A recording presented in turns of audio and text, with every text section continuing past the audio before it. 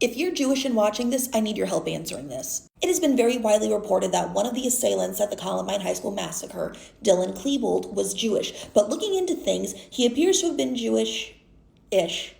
And I need help. So I know that Judaism is technically passed down from your mother's side, which was the case with Klebold. His mother was Jewish. His father was, I believe, Lutheran. And him and his older brother Byron were raised celebrating a little bit of like both parts of their faith background within their families. Cool, love to see it. Acknowledge all your ancestors. But Klebold's mom's Judaism came from her father. Her father came from a very long, prominent line of like very influential Jewish philanthropists and rabbis. But Judaism is supposed to be passed down from your mother, not your father. On top of that, it was either her father or her grandfather that was technically adopted into a Jewish family. There was no record or no knowledge of him, being born to a Jewish mother himself before he was adopted. And I know that there is a conversion process that like even little bitty babies have to go through if they're adopted by a Jewish family. And there's no record technically of him going through that. So is the assailant's mother, Sue Klebold, technically Jewish? I also know that some people are like super big into like patrilineal Judaism, that's starting to get a bit of a movement going on because like people don't want to ignore part of their past and part of their history and what they're raised in. Like even if Judaism technically by definition goes through mom, like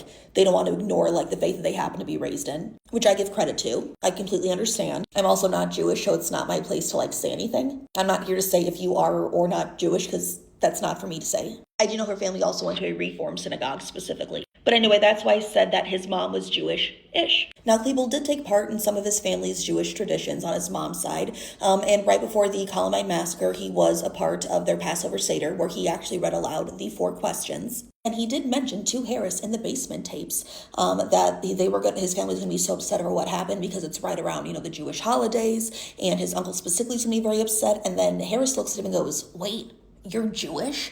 And Klebold goes, "Well, yeah, quarter, an eighth, kind of." So even he recognizes that he's like Jewish-ish. And this is the part that gets interesting because a lot of people do note that Harris had a big infatuation with the mustache man. We can't say his name on here, but Germany, World War II, that guy. He did not turn on Klebold when he learned about this. He just goes, "Oh, yeah, man, that sucks. That's awful." Because as I've said before, and as a lot of people who truly study Columbine will also say, when you really look at things, it wasn't necessarily like anti-Semitism that drove Harris to be infatuated with Mustache Man. It was the fact that he was someone who was so hateful, such as Harris was, and he committed mass atrocities and he took out a lot of people. It was more so like admiration for his actions, which doesn't make it any better, I'm just clarifying. And then when you take a look at Klebold's funeral, it was actually presided over by a Lutheran minister. I'm going to use certain words for like the specific person's like job title loosely. I know there are differences, but just bear with it. But Sue Klebold said that it was the family pastor